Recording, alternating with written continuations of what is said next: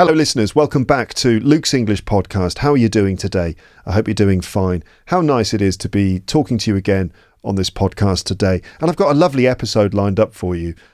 This one, it was a kind of surprising episode that this happened. I didn't expect this episode to happen, but it, for me, is a kind of serendipitous moment of podcast magic that this happened. So let me just give you a little bit of background, a brief introduction, and then we'll get straight into it, okay? So this year, you've probably noticed, I did a couple of episodes about haiku in English. They were called Haiku in English and Haiku in English 2. And in those episodes, I talked about the form of poetry known as haiku. I talked about its Japanese roots. I explained what a haiku is, the sort of conventions of this form of poetry. Talked about more modern English language haiku, and I read out various haiku poems, including some of the old traditional Japanese stuff translated into English, and then more modern English language haiku, including quite a lot of work by celebrated haiku author John Stevenson. Okay, now those two episodes were inspired by an email that I received from a Lepster called Helen in Canada, and Helen got in touch with me to tell me her story and to tell me about how her love for haiku, and in fact for writing haiku, contributed to her motivation towards learning English. And she also shared with me some haiku written by John Stevenson, and I read them and really liked them. I wasn't really familiar with haiku poetry, but then I read a selection of John's work and really liked it, and I thought that I could definitely read out some of those poems on the podcast, and that they would provide me with some things to talk about, so a sort of jumping off point to talk about different topics and also to teach you vocab. And so, yeah, I did those, and Helen heard part one and she really liked it. And in fact, she shared part one, episode 1, with John Stevenson himself. And then he actually wrote me an email. He got in touch with me to tell me how much he'd appreciated the episode, and in fact that he would love to have a conversation with me to talk about some of the things I'd mentioned while talking about haiku in part 1. So of course I jumped at the opportunity to talk to John and to record a podcast episode with him, and thankfully he was happy to do that. And so that's what you're going to listen to in this episode, a conversation with John Stevenson himself. And what a privilege for me to be able to do that, because, well, first of all, John was very keen to clarify and give more information about some of the things I'd said, including some things about the form of haiku and other similar forms of Japanese poetry, including another type of poetry called senryu. And he was keen to point out the differences between those things and how maybe his poetry tends to fall into the second category. He also wanted to talk about Masuo Basho's frog haiku, the one about the frog jumping into the pond, and he felt that there were some significant things he wanted to tell me about that. And so that's a sort of important cultural background about haiku and its history and stuff like that. So there's about 15 minutes of John saying some very interesting things about that. But then the rest of the episode was wonderful, because I got to ask John specific questions about his approach to writing his work, and I actually was able to read out some of his haiku to him, and then first of all watch his reaction, and also let him talk about what he actually meant when he wrote those lines and the situation in which he wrote them. And in most cases he remembers the specific moment when he had the idea, the specific bit of inspiration, and he was able to talk in a fascinating way about the stories behind his haiku, what they really meant to him. And I was able to ask him various random questions about other things I was curious about, and ask him things for more in-depth conversation. And John was very gracious, very open, very willing to discuss his work. And so I feel very lucky, very privileged to be able to present the conversation to you. I really hope you enjoy it as much as I enjoyed recording it. I just want to give you a couple of other bits of information about John Stevenson at this moment, just to give you a sense of the caliber of the guest that you're about to hear. So John Stevenson has been a pillar of the English language haiku community for decades. He is maybe the world's leading practitioner of English language haiku. Okay. He served as a long-time editor for the prestigious Heron's Nest Journal, which is essentially considered to be the gold standard for contemporary English haiku. He has served as president of the Haiku Society of America and won numerous awards for his work, including the Museum of Haiku Literature Award. His collections, such as Some of the Silence and Quiet Enough, are considered essential reading for anyone studying this form of poetry. John Stevenson has proved that haiku doesn't have to be about cherry blossoms or frogs jumping into ponds to be authentic.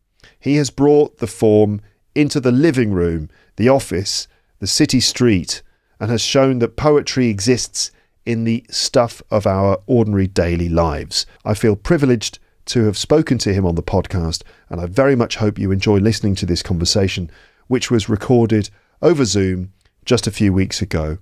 I'll speak to you again at the end of this conversation, but for now, let's get started with my conversation with haiku poet John Stevenson, and here we go. John, it's a pleasure to actually talk to you. Thank you very much for listening to my episode about haiku. I'm actually curious, what did you think of it? I loved it. And I'll tell you why I was impressed, because as far as I know, you're someone who is new to the haiku community in English. The very great amount of information you presented accurately was very impressive. Okay, good. So I didn't get anything wrong. You didn't get anything wrong. I wanted to talk to you about some of the things, not because they were wrong, but because there's more information I could offer in some cases. Mm-hmm. I expect we'll get into some of those things. Are you referring to kind of like specific lines of yours that I read out, or facts about haiku? And well, actually, the main thing I wanted to talk to you about, just person to person, really, but we can do it here, was about the Basho poem that you were speaking about. Just remind us what the Basho poem is. Well, okay. First of all, there are hundreds of English language translations of this one poem. So the version that I know of it is Old Pond, a frog jumps in, sound of water.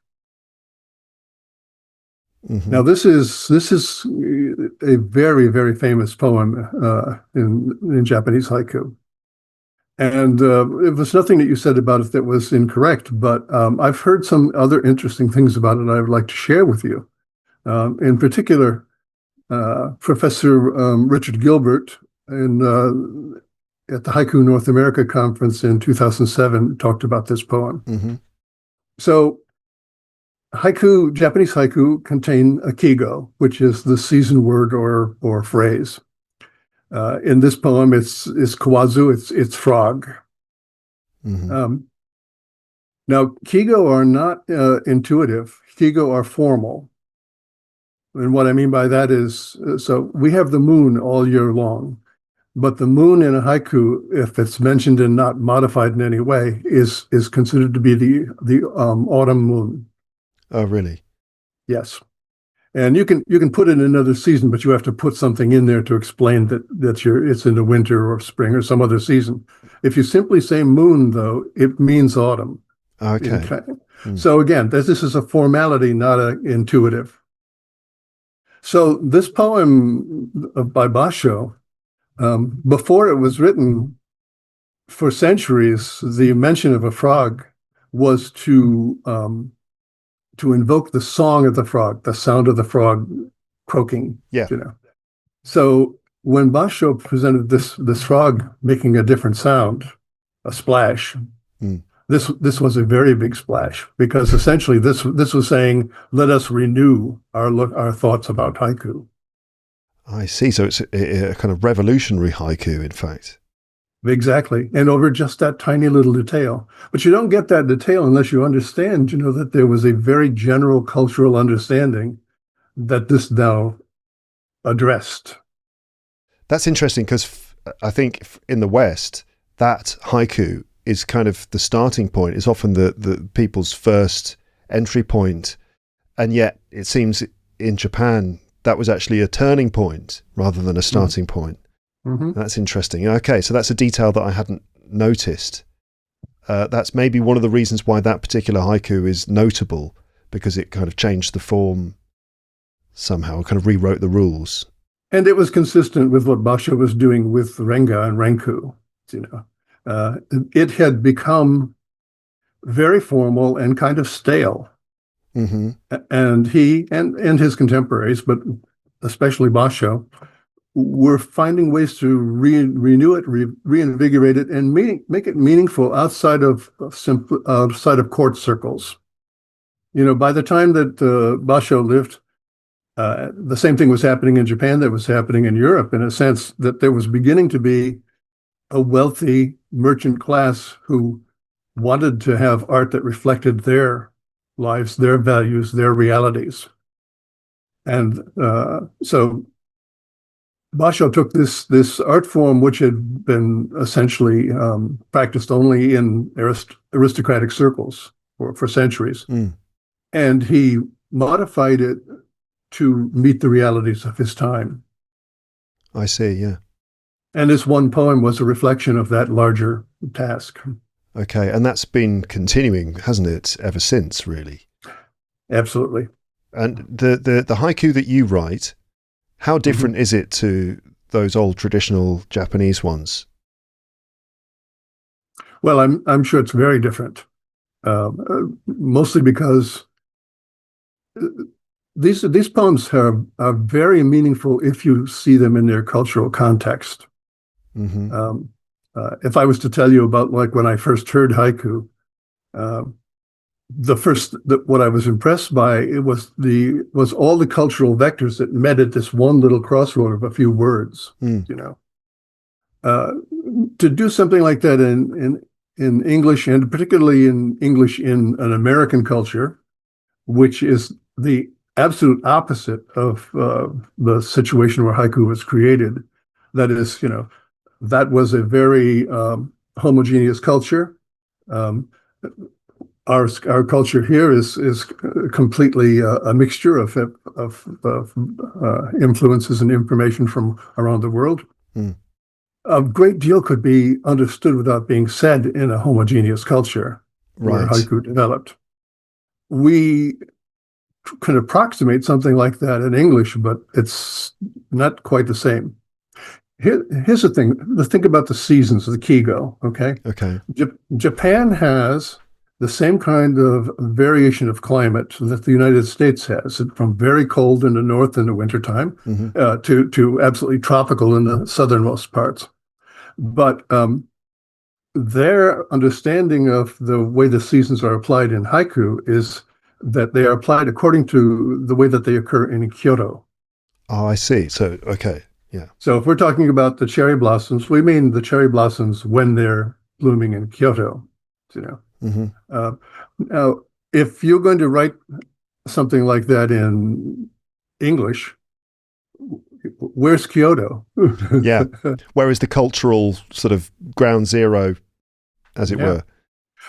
Plus, in our situation, we're writing in the northern and southern hemispheres where simultaneously the seasons are different. So any kigo that relates to a calendar date just isn't going to work on a worldwide basis in English, because if you say Christmas, then in the northern hemisphere you're talking about the early winter. If you're saying but if in the southern hemisphere you're talking about the early summer. Right. So this makes a difference to your word choices and context. Context is everything. In the homogeneous culture, I always get confused between high context and low context cultures. It's a very high context culture, I think, which means that less needs to be said. There's more unspoken communication, Right. a higher level of mutual understanding, to the point where just even a raised eyebrow or a pause, everyone understands exactly what it means, unlike low context cultures where, you know, everything needs to be clearly stated. And it's very easy to misunderstand each other.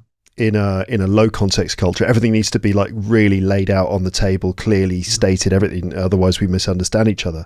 Right? Yeah. Luke, you lived in Japan for a while. Yes. Yeah, I lived there for 2 years. Did you learn to speak Japanese? I learned a little bit. I used to go to my local bar, which was just around the corner from my apartment, and I'd go down there and I would play darts and drink too much. And I made a bunch of friends there that I only ever saw in that bar. And so when I was there, I would chat to them, and I learnt to count to 180, and I learnt to kind of make fun of each other. And, you know, we would say, oh, that was close, or that was a good shot, or it's your turn, and then basic stuff like, oh, I like this, I like that, do you like this, do you like that, you know, things like that. And I was able to do a bit. Were you able to do enough to get some sense of the big distinctions between the way the Japanese language handles information and the way English handles it? Yes, absolutely. The just basic sentence structure is different. A lot of things are unsaid in Japanese, whereas in English they're a bit more explicit. For example, often it's parts of sentences in Japanese. A simple example of that would be, in English we'd say, what is your name? And in Japanese, they kind of say, your name?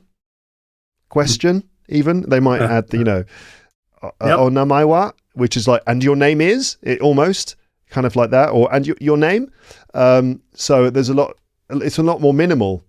And also the arrangement, the sentence structure, the syntax is different. Putting the verb at the end is interesting, because you almost put the elements together and then you tie it up with a verb at the end.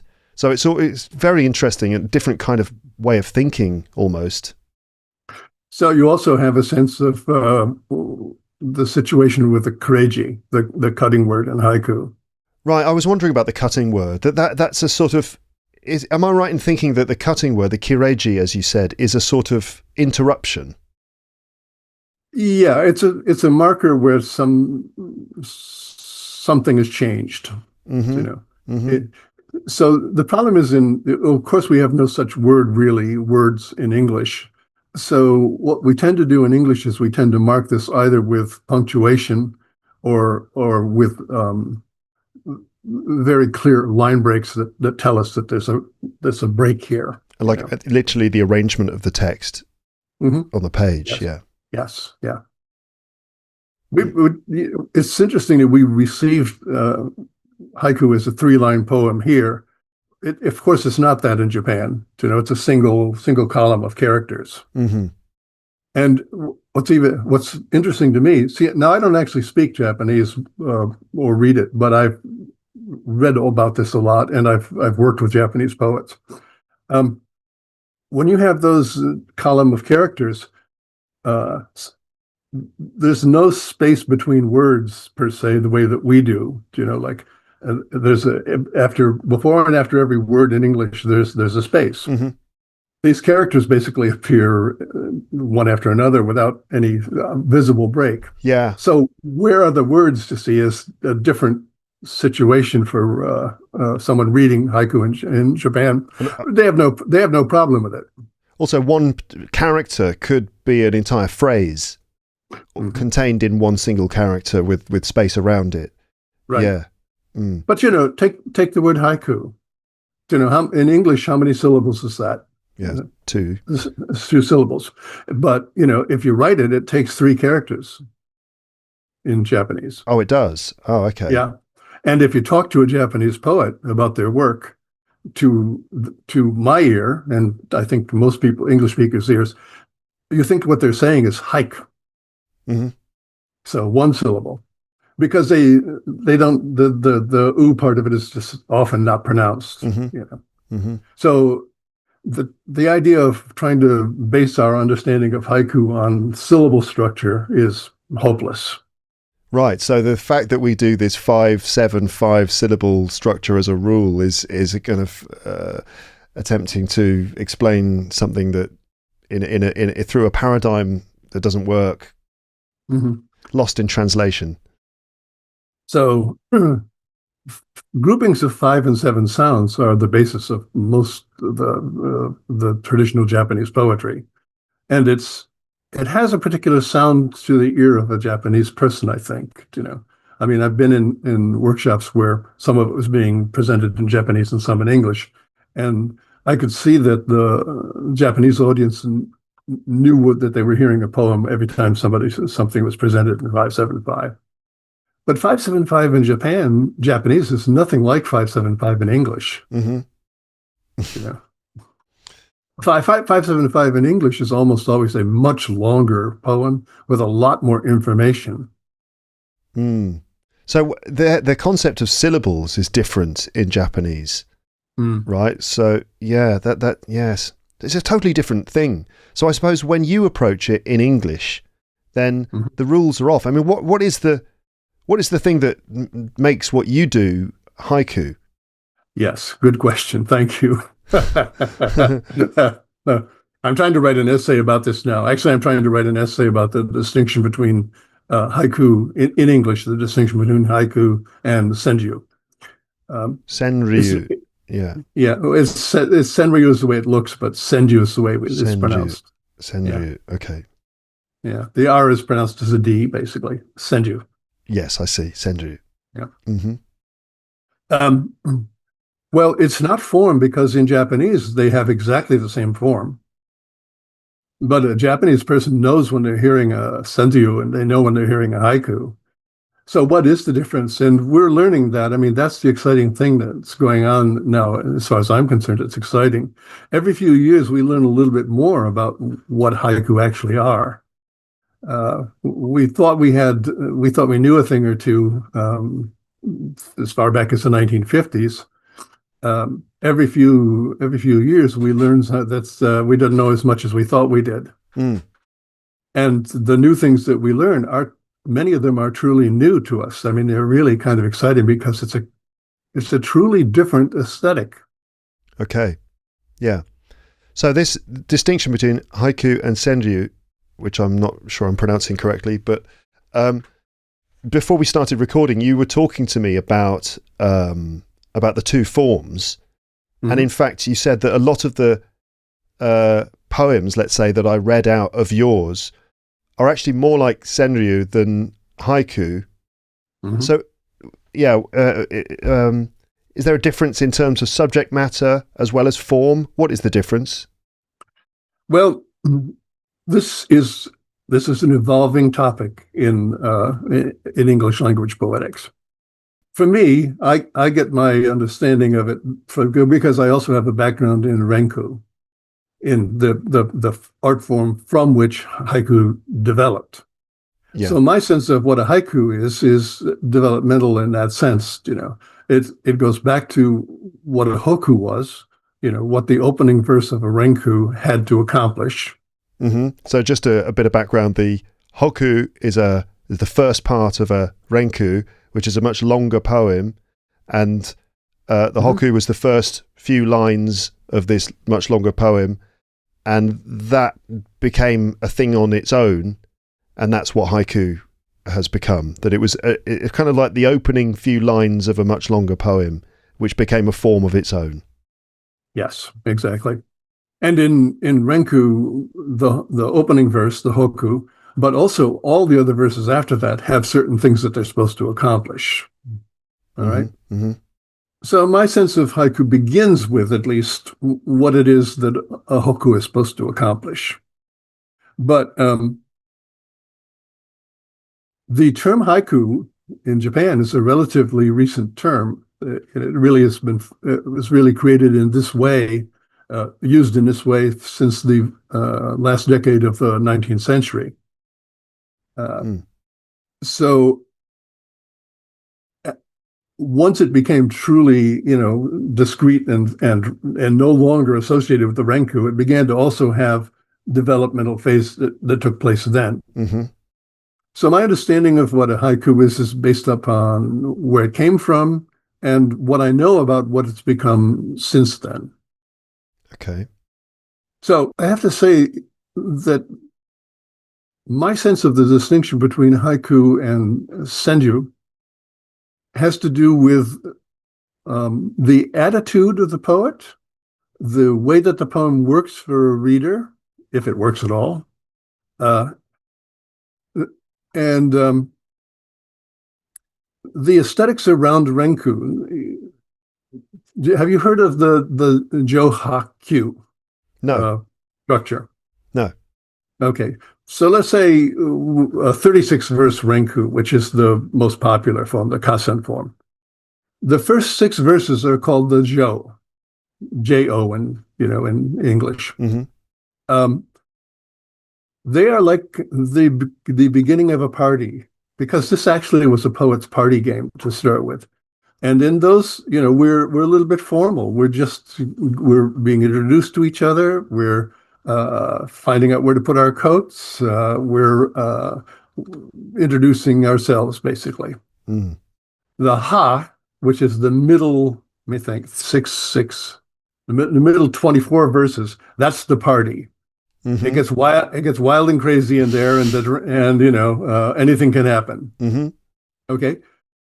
And then the Q is basically the last 6 verses, and basically it's quiet again. It's like we're just reflecting on what we've done and saying like until we see you again, kind of. Okay. So the tone of haiku is the tone of the Jo. So it's a little bit formal. It's quieter. It's subtle. It doesn't involve strong emotion. I mean, it may involve very deep emotion, but not overtly strong emotion. Okay. Yeah. There are topics that you generally you're likely to avoid. It's not an absolute rule, but you're not going to start with politics usually. Mm-hmm. You're not going to start with religion.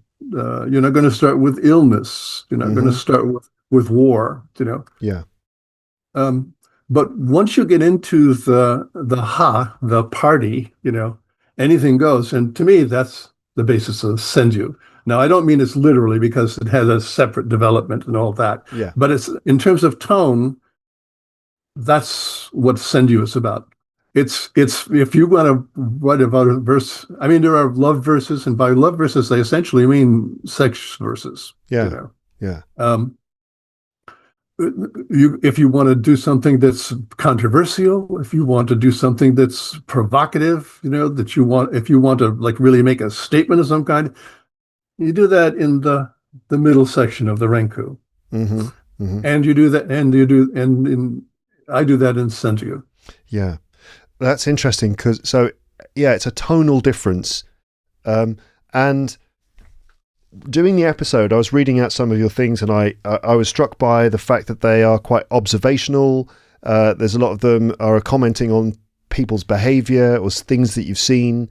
And I thought it feels a bit like observational comedy. It's almost like stand-up comedy, which is a similar sort of approach where you see something and you kind of observe something that we all experience, something funny in the world that we all experience, and you put it into words. People haven't necessarily verbalized it before, and there's a sort of aha funny moment in seeing something revealed like that. And that seems to be, again, part of the spirit of the Renga. Is that right? No. Senryu. I think say it the way you want to, but it's a lot of people in English in the haiku community say senryu. Senryu is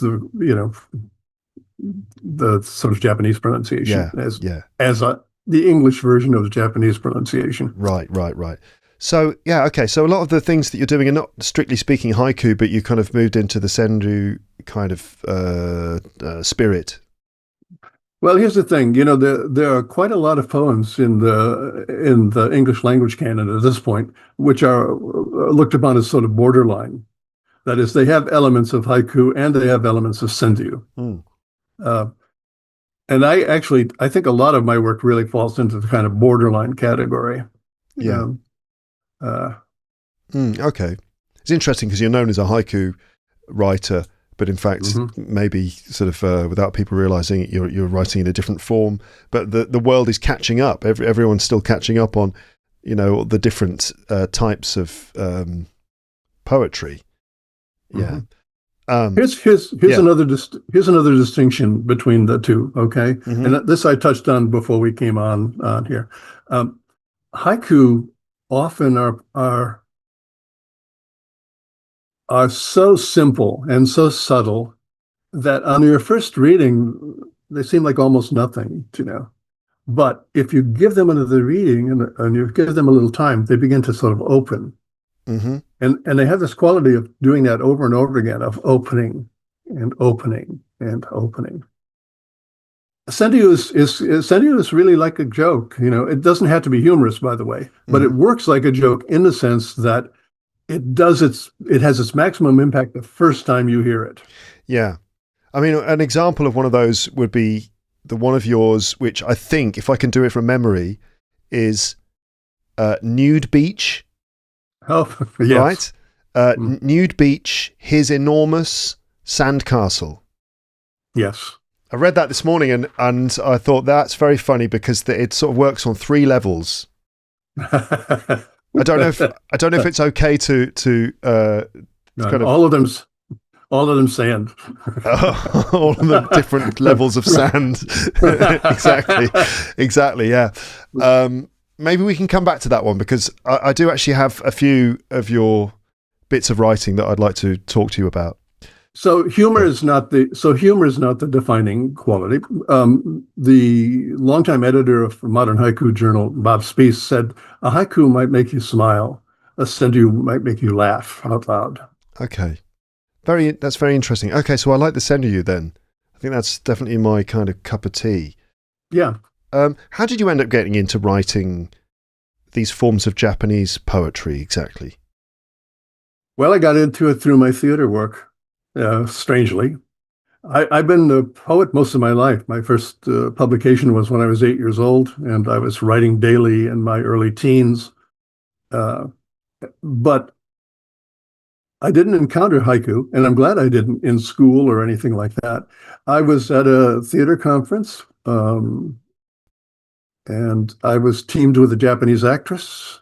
And on a break, we were talking. We realized we both loved poetry. And she shared with me her favorite poem in the world, which was a basho haiku. Now, that's the way to be introduced to haiku. Nothing about syllables, nothing about, that this is my favorite poem in the world. Yeah. And what she did, here's why it was impressive. She said she recited the poem for me in Japanese so I could hear the music, because poetry everywhere is some version of music, Mm-hmm. you know. Yeah. Then she gave me the translation of the terms so I'd know what the images were in the poem. But the killer was, she said, now for a Japanese person, the mention of this season will have this, and this association. For a Japanese person reading this poem, they are likely to think of this historical era. For a Japanese person reading this poem, they are likely to think of this region in Japan. Mm. For a cultured Japanese person reading this poem, they are going to think of this Chinese poem. Uh-huh. And here like 4 or 5 words, and it's a crossroads for all these cultural vectors. Yes, I see. I was impressed. Yeah.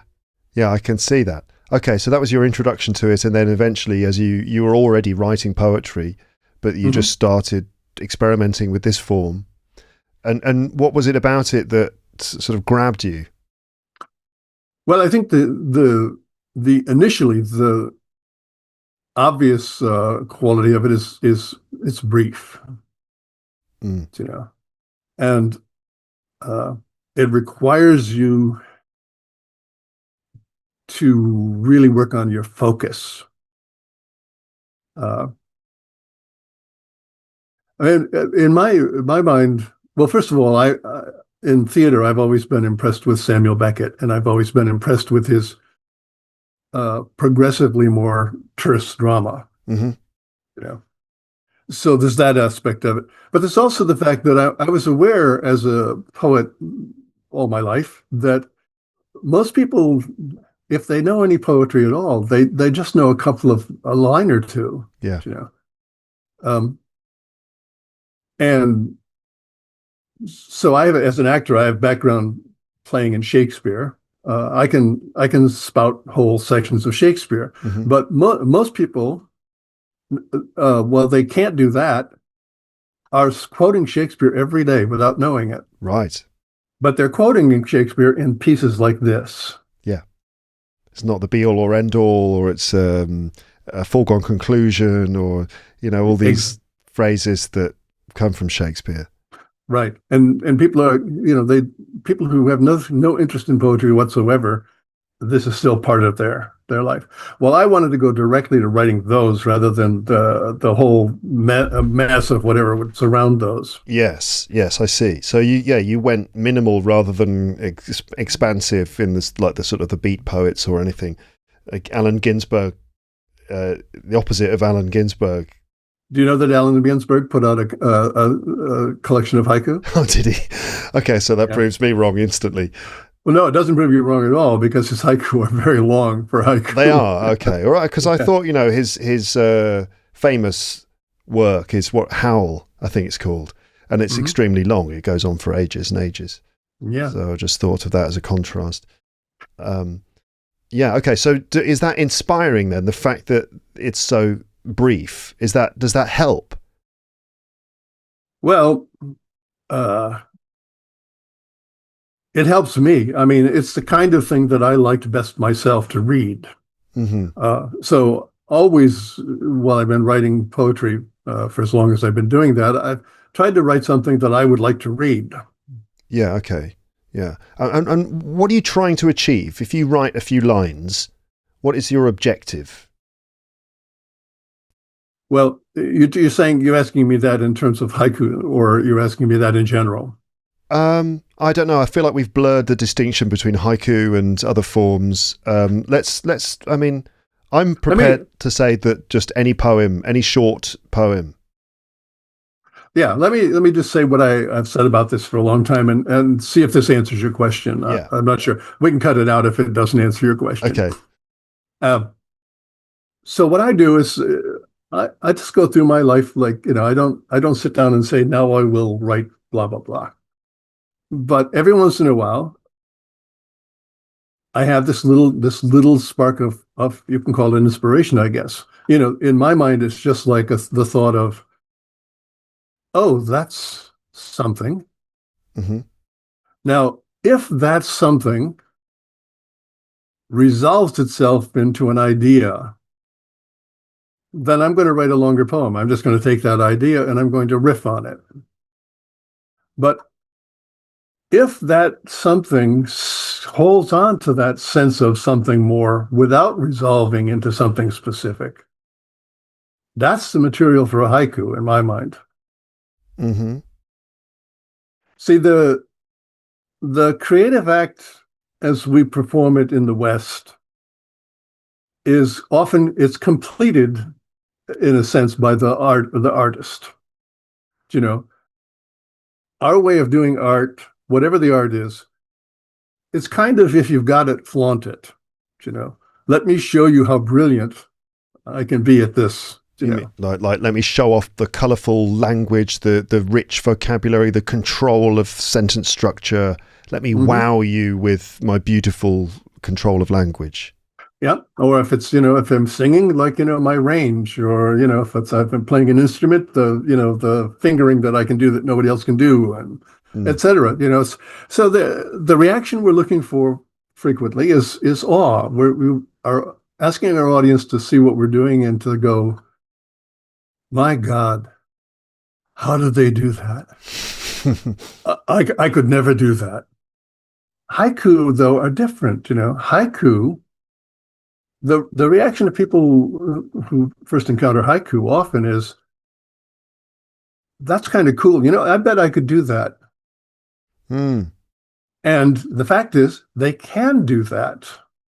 You know, Yeah. Haiku will accommodate any degree of skill that you're able to bring to it, but it doesn't require that because it's not about the showing off of your skill. It's about a sense of common experience, of shared experience with a community, imagined community, in our case, of people. Mm, mm, So mm. if I have this sense that it's something I've seen, or it's a sense thing, something I've seen or heard or smelled or whatever, that has this feeling of some additional meaning, but not something that I can like say this particular meaning. That's a good, because the creative act for haiku doesn't get finished by the haiku poet. Mm. The haiku poet, if they're working well, brings the reader to that moment, and then the reader finishes the creative act. Yeah. Yeah. Again, funnily enough, I'm finding parallels with stand-up. Mm-hmm. Because when you're writing some stand-up where you have an idea, you just get one idea. Sometimes it's not entirely clear even to you what the actual crux of the funny idea is. Mm. So I'll give you an example. I was trying to think of, so I went fishing, okay, and I didn't catch any fish. So I essentially stood there, or in fact I was in a boat. I sat in the boat looking at the water for about 2 hours, and it was really nice. But you can't, so the point that I was trying to, the funny point is in there is that you can't just go and stare at water for 2 hours because people would think it's strange. So you have to bring some fishing equipment with you. And then if you've got a fishing rod, you're okay. You can actually stand in a river and stare at the water for 2 to 3 hours and no one thinks it's strange. But if you do it without the fishing equipment, everyone will just look at you and think, well, oh, there's that strange man standing in the river again. So, like the idea is something about the fact that the act of going fishing is sort of an excuse for doing something else, which would otherwise be socially unacceptable. And I don't know, I'm still trying to work out where the actual funny point is in it. But by searching for that, you have to be quite brief. You have to try to explain the situation, and it is up to the audience as well, because they've got to fill in the gaps and arrive at the same kind of conclusion that that's something that's obvious, but they haven't really ever thought of it before. And the way you have to write that piece is that there's the setup and the punchline, as we know, but just, the way you set up the idea, the way you demonstrate the thought process is what allows the audience to kind of follow your train of thought and then arrive at the funny conclusion. So it's a sort of strangely similar thing. That's how I can understand it. Is similar, I feel. Yeah. Well, yeah, haiku is a little like sitting in a boat and looking at the water, Yeah, especially when a frog jumps into that water. See that? Yeah. In a haiku context with your audience here, you just got to laugh, Actually, it's interesting that you mentioned the way that you write, because that's one of my questions, which is that how do you write? Are you always like ready with a pen and paper, or do you actually sit down for specific writing sessions? Do you sit down in front of a notepad or a computer or something, or do you just always carry something with you? Yep. So audio listeners, John has picked up a little pad, the sort of pad that would fit in a pocket, and he's showing me that there it is. So you carry this pad or these pads with you all the time, do you?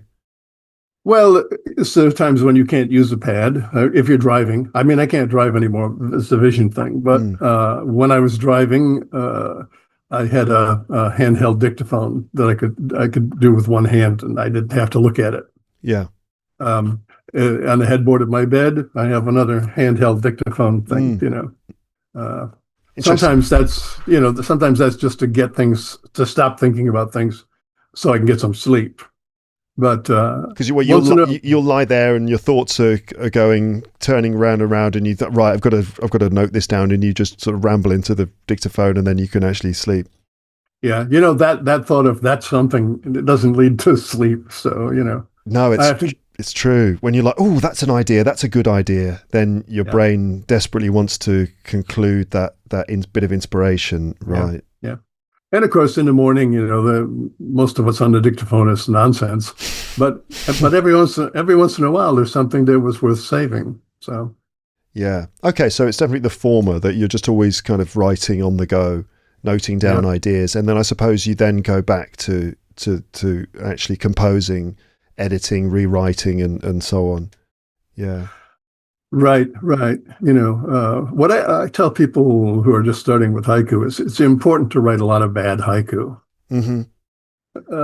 Because if you tell yourself that I will only do it right, that's a prescription for writer's block. Yeah. You know, take whatever volume of inspiration comes to you, and use it. And then later on, when you're at the stage of applying craft to the material, be your own editor. And then you can be critical and then you can figure out which ones worked and didn't work. But, don't shut up the tap. Yeah. Again, parallels with stand up. I mean, I could just say exactly the same thing with that you've got to get a number of bad, you could just, fail a lot and hone Mm-hmm. your craft. But also learning English, which is the same thing, that you can't just expect to just do it right every time from the start. You have to get a lot of errors, a lot of trial and error of trying something, failing, and then kind of coming back to learn from your mistakes. Yeah. Yeah. Mhm. Failure is an important learning tool. Yes. Yeah. Perhaps the best. Yeah. Right. So now I've got some questions for you based on or inspired by some of your specific haikus. So what I've done here is I've taken some of your poems that I read out previously, and I'd actually like to use them as the starting point for a little bit of conversation. In some cases, I'm going to ask you questions that might seem a bit specific or random. They're kind of like jumping off points for just asking you questions, anecdotal things and things like that. And other questions might ask you about the specific haiku and what it actually means, because reading them myself, I had several interpretations, and I was curious as to whether you had one particular idea in mind. Yeah. Feel free to pass on any of these. I don't want to make you feel like you have to discuss your work. I feel free. You do? Okay, good. Let me just say that, I never tell anybody they've misinterpreted my poem unless what I see is that they have completely misread a word, Yeah. because if you've got the wrong word, then we're not connected. Yeah. Okay. So you're quite happy to write your thing and let it go, and then let the reader take their own interpretation. I think that's an important skill for especially for a haiku writer. Yeah, I found the ones that I enjoyed the most were the ones that were the most open-ended, and where I could see, this tells either a happy story or a potentially a sad story. Mm-hmm. Okay, so the first one, and this is quite random really. The first one is on the subway, a woman with sheet music moving her lips. Right? Do you remember writing that? Yes, I sure do. On the subway, a woman with sheet music moving her lips. So my question about that is basically, do you often people watch, and does it give you inspiration? My mother would be happy to hear this, Yeah. She used to encourage us to people watch, and we thought that was awful boring as little kids. Mm-hmm. But yeah, sure, I think people are fascinating. I mean, you asked me if I remember writing that. I mean, I remember where I was sitting and where this other person was sitting in relation to me on a subway car. Yeah, in New York. In New York, yes. Okay, and so what was it that made you think, right, I've got to write this one down? Well, I think what made it particularly interesting to me, besides sort of the obvious things of this is a sketch of a person doing something unique, and at the same time completely understandable. I think the first thing was the the presence of the music as I sensed it for her, and the noise of the subway. You know, the subway was extremely noisy. This is the Brooklyn line where, it's like the old cars. Yeah. And she was like, involved with her music, and, she was hearing something that I couldn't hear. And I couldn't have heard it even if she was playing the music, though. Yeah. Yeah. Yeah, just interesting. And you kind of think to yourself, where's she going? Is she a music student? Is she on her way to conservatoire or something? Yeah, just an interesting glimpse into someone's life. Another one on the theme of music was complicating my love of music, her urge to sing. Complicating my love of music, her urge to sing. So I guess a description of a woman who suddenly felt compelled to sing, and there's you're a lover of music, but this was a bit too much. Was this about a specific experience? Can I ask you about it? Well, in my mind, it's a poem of misdirection, because the poem is what it says, but also it's complicating my love of her, my love of music. Okay, so right. Now it's a totally different story. Now this woman is in your life. This is not just some person that you have to spend the afternoon with. That's a choice. Okay. By the way, one of my dearest friends, Hilary Tan, was a composer of orchestra music, and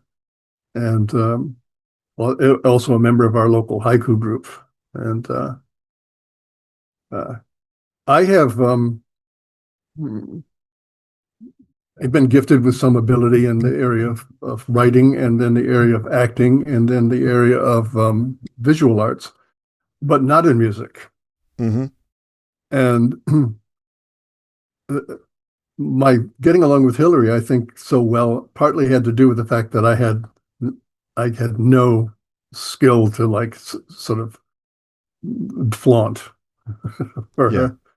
I've seen her with other poets who wanted to show how much they knew about music, and it was very difficult. What? Because she didn't want to know. She knew better than anybody who talked to her. Yeah, so they're trying to show off to her about their musical knowledge, and she wasn't interested. Okay, and she was just sort of forced into being gracious, but not entirely open with. Yeah. Yes. Okay. So music is a bridge between us, but it's also a bridge that sometimes has a toll gate.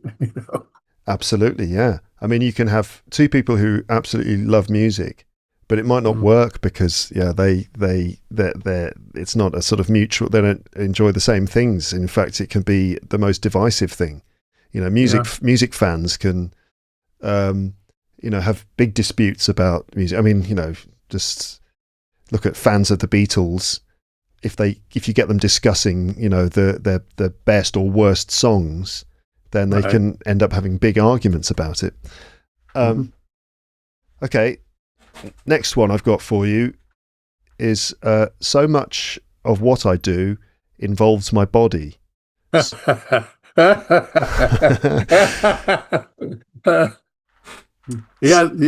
I remember that. I remember writing that. Mm-hmm. I was at the Haiku North America conference in 2001 in Boston. I was sitting on a curb. Really? Just in the street? Well, outside of the venue, on the sidewalk. And it just occurred to me, I just started laughing, and there happened to be an editor of a Canadian journal there, she just asked me what I was laughing about, and so I immediately put it into words, those words. That's great. I mean, I read that one this morning because I recorded part 2 of my haiku episode this morning, and that included some more of your work. And that one, well, it made me think of things that my mum and dad said to me recently.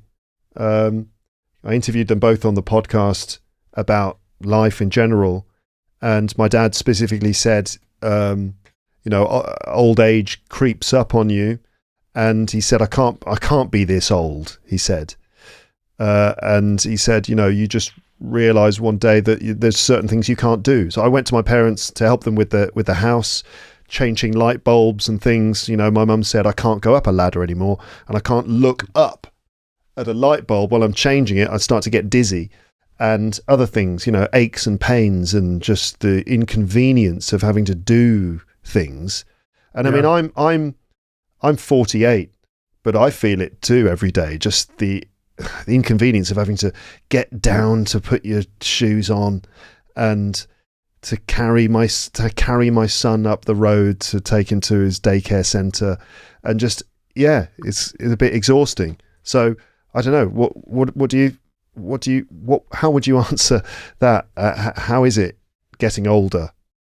Well, Robert Frost said this. He said that it's in his poem "The Ovenbird." He said that the bird asks in all but words what to make of a diminished thing, and life becomes a diminished thing little by little. Yeah, yeah. I've accepted. I don't. So 2 years ago, I had a problem that resulted in me having a serious loss of vision, to the point now where I can no longer drive, and where I had to learn how to redo things especially with the computer and writing, that I had done for years with ease. Of course, I, wish I could do those things easily now, but I have also enjoyed the process of finding alternatives, of finding a workaround. It's my feeling in general is that everything in life is an asset liability situation. Anything that's happening is both an asset potentially and a liability. And sometimes one or the other is really obvious. It's really clear why this is an asset, or really clear why this is a liability. But the other side of it's always there. Usually it may take time to emerge. So I do mourn the loss of faculties I had before, but I also am enjoying the process of creating new faculties to fill the gaps. Yeah. Every cloud has a silver lining. Yeah.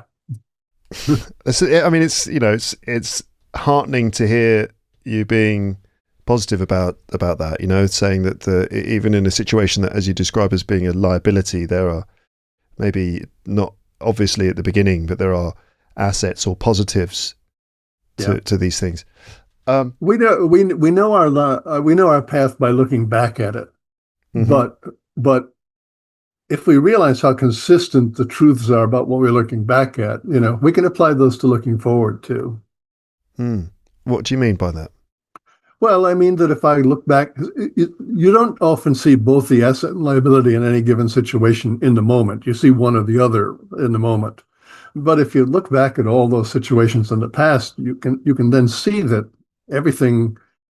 something bad happened, but like if it didn't happen, this other good thing wouldn't have happened. And something good happened, but that created a situation where you had a loss over it, and well, you can, if that's the way it's always been in the past, then you can also presume that's the way it's going to be in the future. Yeah, so that helps you deal with the anxiety of what's to come. You kind of think, bad things will come, but then also good things. Yep, exactly. Yeah. I've got another one for you. Trying to fit in, time for my son to practice parallel parking. Yeah. What do you notice about that one? What do I notice about that one? Well, the double meaning of fit in, is that it? Well, that's, sure, but trying to fit in, because obviously he's trying to fit into society. He's trying to learn to drive, but also literally trying to fit his car into the space. Trying to fit in, time for my son to practice parallel parking. I don't know. There's something I'm missing. Well, you're not missing anything. It's just that there's if it's any good, there's like lots of stuff. So what I had in mind is I don't very often write 575, but when I write 575, it's an element of the poem. So at least in the U.S., when you learn to parallel park, it's a three-part process. Hmm. Okay, trying to fit in 5, Yeah. time for my son to practice 7, Mm. parallel parking 5. Yeah. So Yeah. that 575 poem to me, is a little bit like trying to learn to parallel park. Yeah. Yeah. Yeah. I see. It's Now, good. all the things that you're talking about, though, are operating in the poem. This is a true. I mean, this is a true story. I was teaching my son how to parallel park, and I, here's the trying to fit in time. Sometimes it's an easy process, people learning that, and sometimes it takes a lot of time. Yeah. Absolutely. I still haven't really got the hang of it Yeah, now. So yeah, my question was, did you teach your son to drive, and how was it? yeah. Well, I taught my son to drive, and then I taught my goddaughter to drive, and um, I've been impressed with you as a teacher. Yeah. Uh, I come from a family of teachers, and I'm the black sheep because I'm not a teacher. Mm. But because of haiku, I've had to learn to do some teaching over the years, and boy, I really instantly realized, like, oh, this is a whole set of skills. Um, so I didn't do as well with my son, who I did first, as I did with my goddaughter, who I did later. Okay. You sort of like learned the skills with the first one, and yeah. Yeah, I'm wondering how it's going to go when either of my kids are old enough. How Because, old are they now? well, my daughter's 8, my son is 2, so there's a few years ahead of us. Yeah. Um, You could get good at this before you had to teach them. what, good at parallel parking? Yeah. Yeah. Well, yeah. Okay. I've really got to nail it. But to be honest, by the time they're driving, they'll probably just press a button, and the car will do it automatically. I had a car that was supposed to do that, and I never trusted it to do it. But I can do it. Yeah, it's like, yeah, exactly, yeah. And also, cars these days have got so many cameras. I mean, there are cars that have cameras that will create like a kind of simulated image of your car from above, and then Yeah. it's much easier to slide it into the space. It's incredible. Like, kids today, they just don't know they're born. They really don't. Um, Yeah. Talking of kids today, here's another one. All new clothes, waiting for the school bus. Mm. So I guess that describes the feeling of standing there at the beginning of the school year, waiting for the school bus in brand new clothes. For me, it would have been a school uniform, Mm-hmm. tie, blazer, the whole works. So how about you? Were you happy to go to school as a child? How did you feel on your first day of school? Well, I think I had an array of feelings, but the big feeling for me was I loved school, and I loved school mostly because I lived out in the country, and all my friends, to see them, I went to school. Right. Yeah. Okay. I remember feeling horribly sort of nervous and terrible. I used to feel terrible my first day of school, and like that horrible feeling in your stomach. I mean, Yeah. looking back on it now, I mean, it was amazing. You get to see all your friends. You're just learning stuff all day long. It's brilliant, but for some reason, it was just this awful feeling, especially Sunday evening. Just something so specific about that general sense of dread of having to go back to school the next day. Yeah, it's a weird one, isn't it? I have a lot of vivid memories of school. I mean, I remember my lines from my kindergarten play. Really? Yeah. Wow. I remember where I sat at the table when we all sat as a group. You know, I knew which seat I had in the schoolhouse in the first grade. I went to a country school, so there were kindergarten through third grade all in one room. Mm-hmm. Uh, and as I had this whole range of feelings about in school. Um, I keep in mind, I was I was engaged in the second grade. Mary Wilcox and I were going to be married, you know. Yeah, really? Yeah, Wow. Okay. So, yeah, a whole range of emotions then. yeah. You had a very active school life, it seems. I got a good education, I think. I lived in an area which was dominated by Cornell University and Ithaca College, and that translated to a pretty good lower level schools experience. Okay. Uh, we Yeah, were Everybody who went to my school was well prepared if they went on to other kinds of education. that's great. I don't know if I could say the same myself. I just went to a standard English comprehensive school. Nothing particularly special. It was all right. Another one for you. I'm curious about this one. If you had a specific interpretation in mind when you wrote this, it's the one that goes, thin winter coat, so little protection against her boyfriend. Yeah, yeah. Um, so I'm responding to your questions and I'm talking about poems I've never talked about before. But this one, when I recite this one in a recital, I often give it a little preface. And basically what I say is, do you ever see a stranger and just have the feeling that you know something about their life? Now, you might be right or wrong. I'm just talking about that feeling, just the idea that you think you know something about their life. Mm. Well, this is a situation.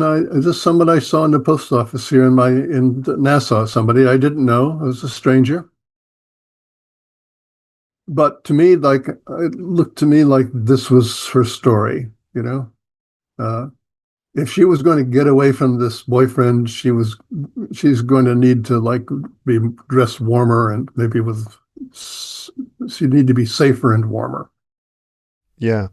The way I interpreted it was either, so she's wearing a thin winter coat and it's not giving her enough protection against the cold weather, and so that's why she is against her boyfriend, in the sense that she's up close to her boyfriend, pushing herself against her boyfriend to try and keep warm. There's that idea, but then the other idea, which is definitely what you're talking about, which is that somehow the coat, the fact she's unprepared, she's in this thin coat, it's cold, but it's actually her boyfriend that is the one that she should be getting the protection against, and that it's a portrait of a girl, an unfortunate girl in a toxic relationship with a guy who clearly is no good for her. Mm-hmm. And this is why it's a borderline poem, because if you read it the way that you're reading it, it tends a little more toward haiku in tone. And the way that I was just describing it, it tends a little more toward the senryu in tone. Mm-hmm. Same words, but different tone. Yeah, yeah. It's kind of a sad one. Yeah. How about, okay, this one is inspired by my 2-year-old son, the question that I'll ask. So I wonder if you can guess which one it is. So it's the one that goes, never touching his own face, Tyrannosaurus.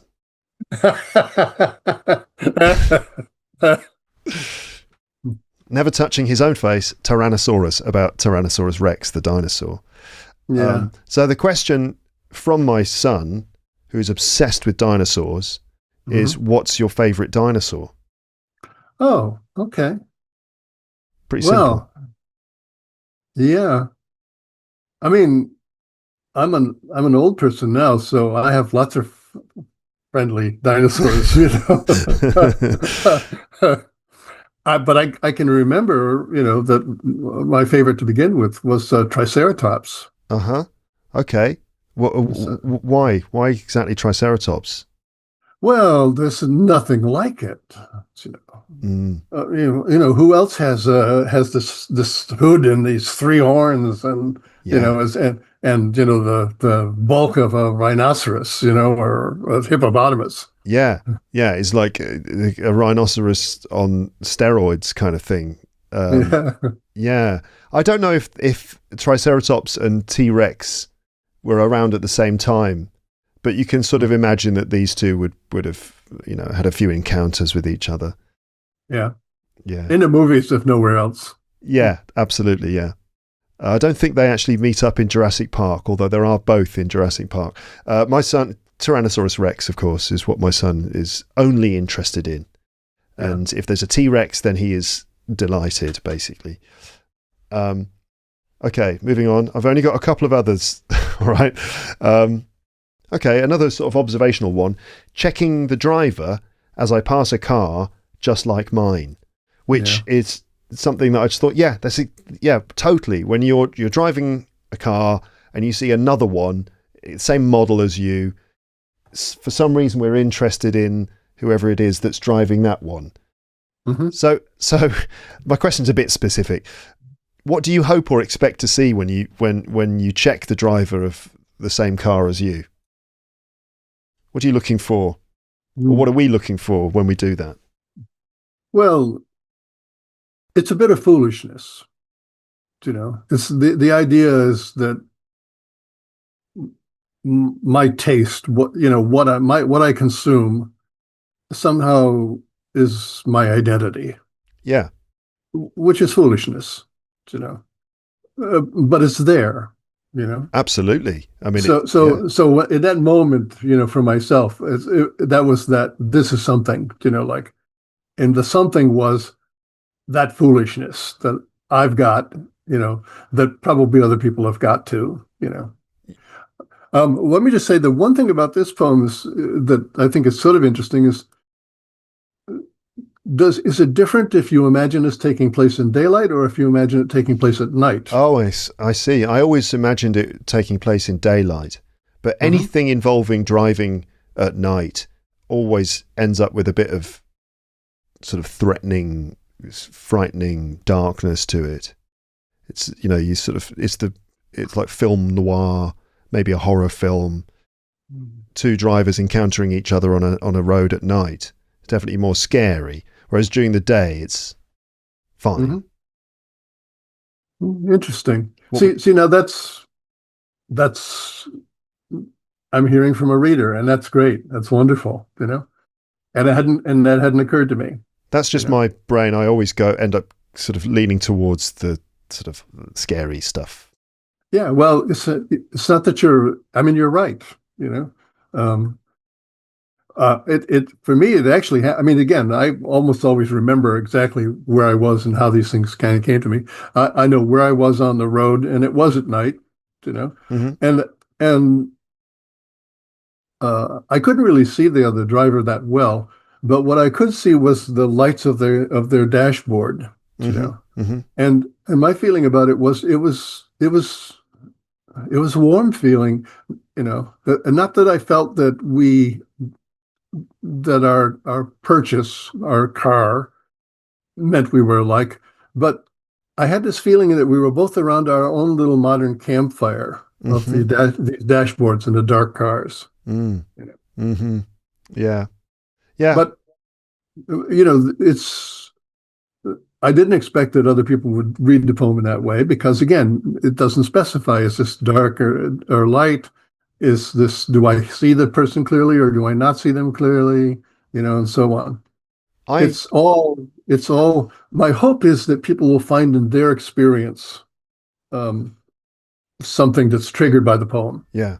I just imagined it being daylight, and I just kind of thought that it's just interesting that there are other people going around in the world living almost exactly the same experience.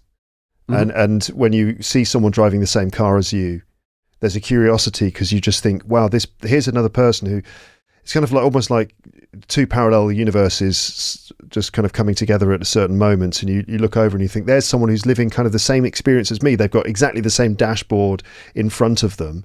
You know, that somehow we are united by the fact we're driving the same car. You know, if you have a group of people sitting in a circle, you know, on chairs and around in a circle, what's always struck me is like the circle looks different to all of us because none of us sees ourselves in the circle. Yeah. But everybody else does. And everybody else doesn't see themselves in a circle. So we have that in common, and at the same time, it's different. You know, it's a common difference. We are both united and divided by the same experience. Yeah. Yeah. As you know, that's interesting that a simple 3 lines like that can bring those thoughts to mind. That's a very interesting experience.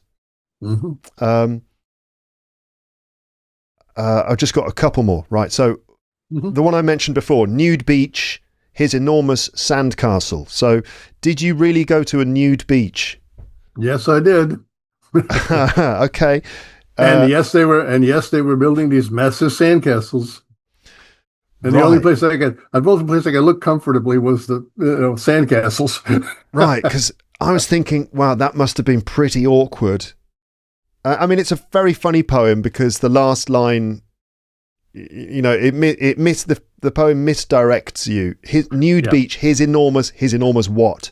And then right. it's his enormous sandcastle. But then, yeah, obviously the poem's almost looking away, looking at the sandcastle instead of looking at something else. But Hmm. also, it kind of painted a picture of that. Also, would be awkward watching a naked person building a sandcastle. Is going to be so because they're leaning over, digging into the ground. Oh God, it must have been so awkward. Well, I tell you, I went once. Never again. um, this is the last one, and it actually kind of touches on what you mentioned earlier, something you mentioned earlier. Border of sleep, the sound of nearby breathing, Oh, mine. yeah. Yeah, I do have a question. It's basically, do you ever have trouble sleeping? Also, what do you prefer, the moment of dropping off to sleep or the moment of slowly waking up in the morning? Yeah. What about trouble sleeping? You mentioned before that sometimes you're struck by inspiration, or your inner monologue is going at the moment of sleep, and you have to record those thoughts before you can rest. Yeah. Well, first, I just want to say first, I had a strong reaction to your picking that one because that was my mom's favorite Oh, of mine. really? Yeah. And I think it was just her favorite because, she had that experience also, you know. Well, I I just think, going to sleep is just another example of an asset liability situation.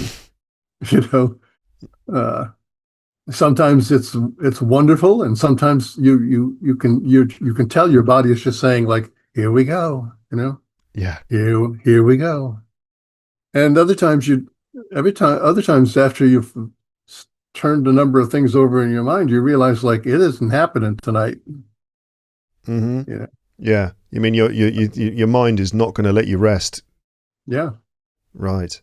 Mm-hmm.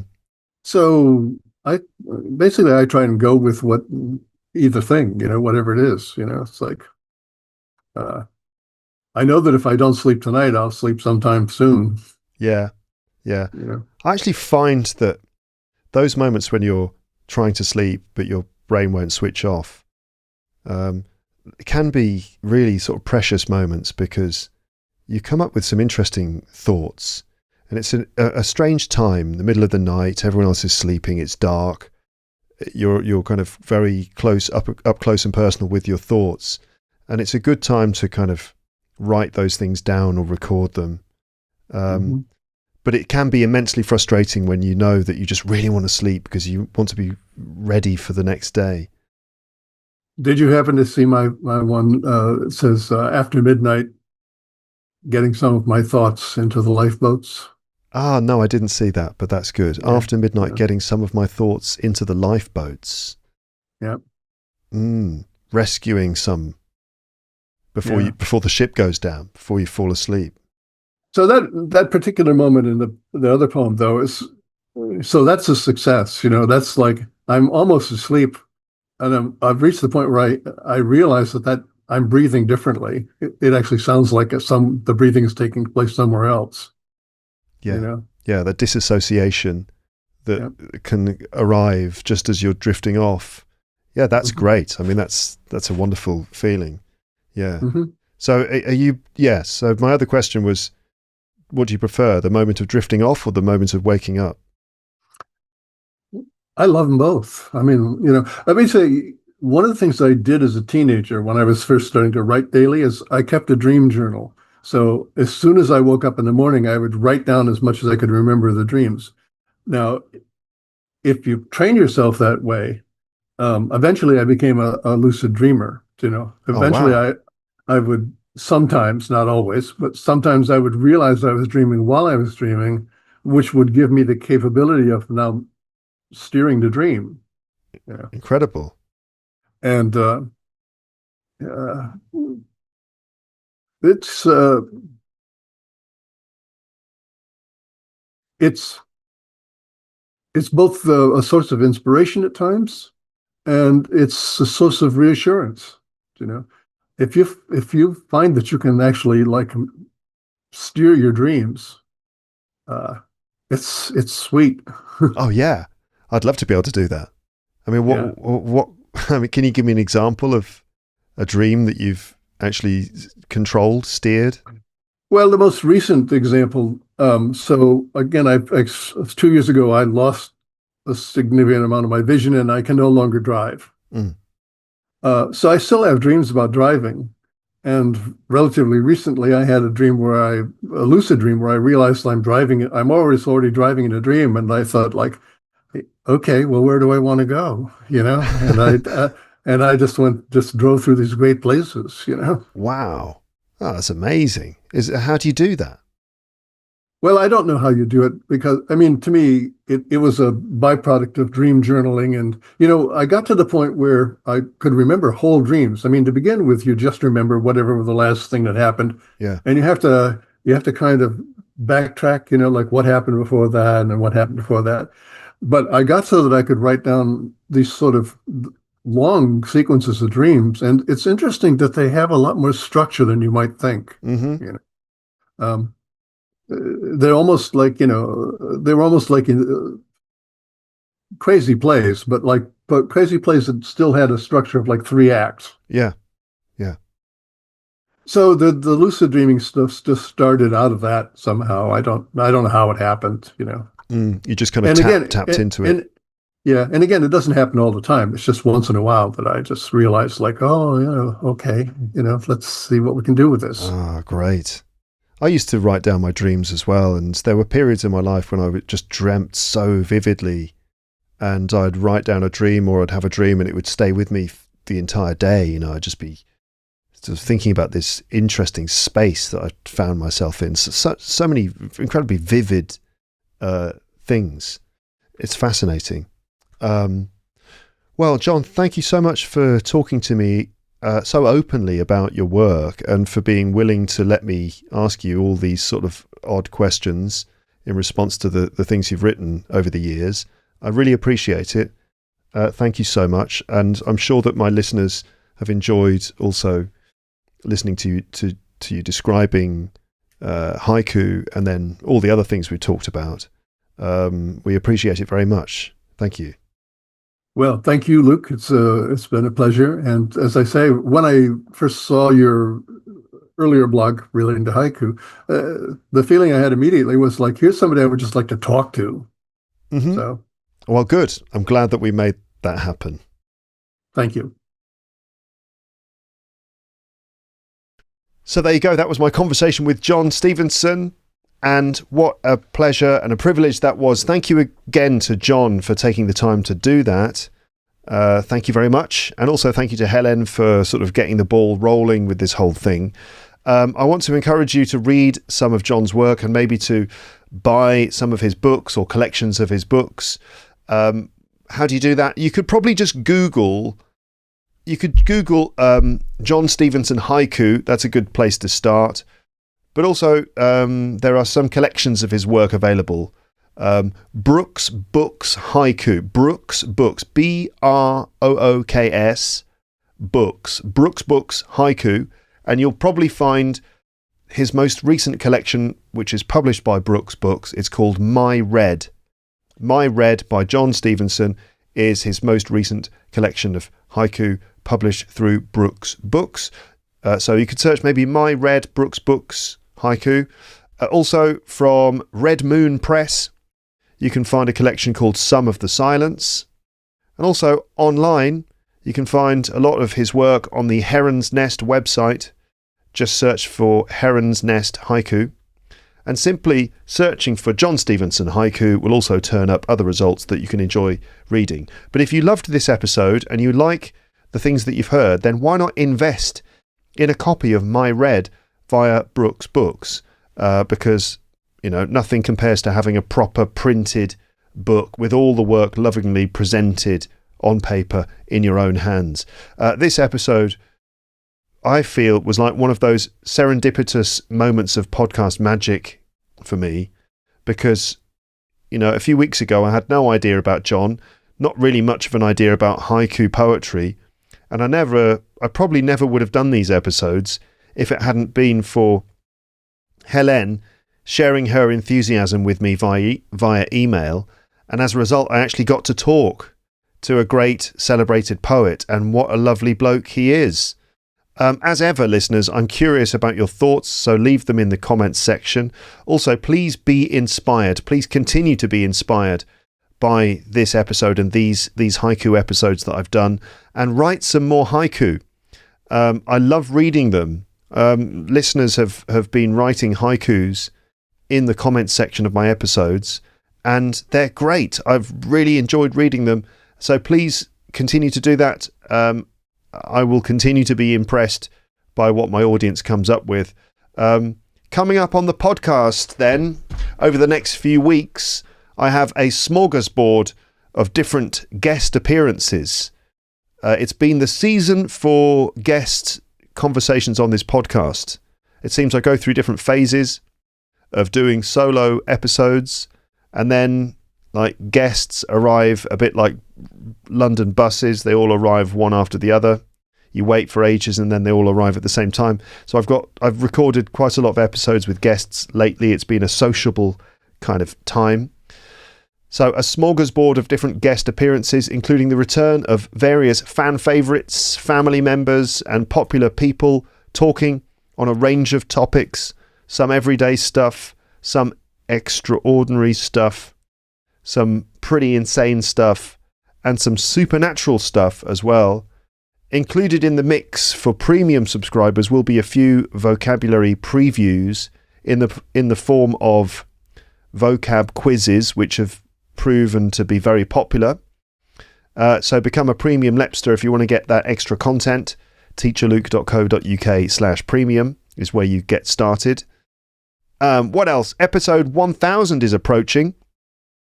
I think it's going to arrive at this rate, at the current rate. Episode 1000 will probably arrive in August. I don't know what I'm going to do for episode 1000. I've got no idea yet what to do for that. I mean, the obvious thing is to do some sort of live recording.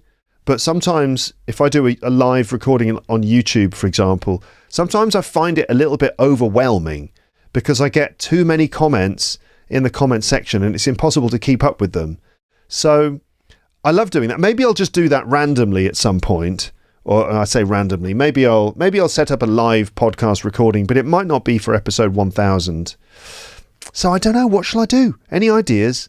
Let me know if you've got any good ideas for what I can do for the official episode 1000 of Luke's English Podcast. I'll have a think. You can have a think. Let me know if you've got any good ideas.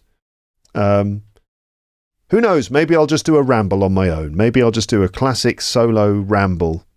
Or maybe I'll come up with something else. We will see. But anyway, episode 1000 is approaching. And also, it was around this time, exactly 17 years ago, that I opened up my laptop in my brother's bedroom in my parents' house in 2009 and recorded episode 1 of this podcast, which is still available in the episode list, of course. 17 years ago, more or less 17 years ago to the very day that I started doing this podcast. The 17th birthday of Luke's English Podcast is more or less here now. I can never remember the actual date of episode 1. I think it might be like the 9th of April. I don't know why I'm thinking the 9th of April. 7th of April, I can't remember, but it's more or less 17 years ago. So yeah, 17 years of Luke's English podcast, nearly 1,000 episodes. Actually, it's more than, as we know, it's more than 1,000 episodes, in fact, because if you include all the premium episodes and all the sort of bonus episodes that don't have numbers in the episode list, then it takes us closer to about 1,250 episodes, in fact. And then there's all those phrasal verb episodes, and there's nearly 150 of them. So I don't know. Maybe I should be celebrating episode 2,000. But anyway, after all this time and all these episodes, I'm still very much full of ideas and full of enthusiasm for talking to you on this podcast. I have too many episodes to record, to be honest. I've got a big long list of ideas, partially finished, partially completed episode plans and various random ideas and things. I've got just loads of ideas and things to record, too many things to upload, and actually I have to hold myself back from publishing too much because I don't want to overwhelm you with too many episodes. But I'm still enthusiastic about doing this, which is just great.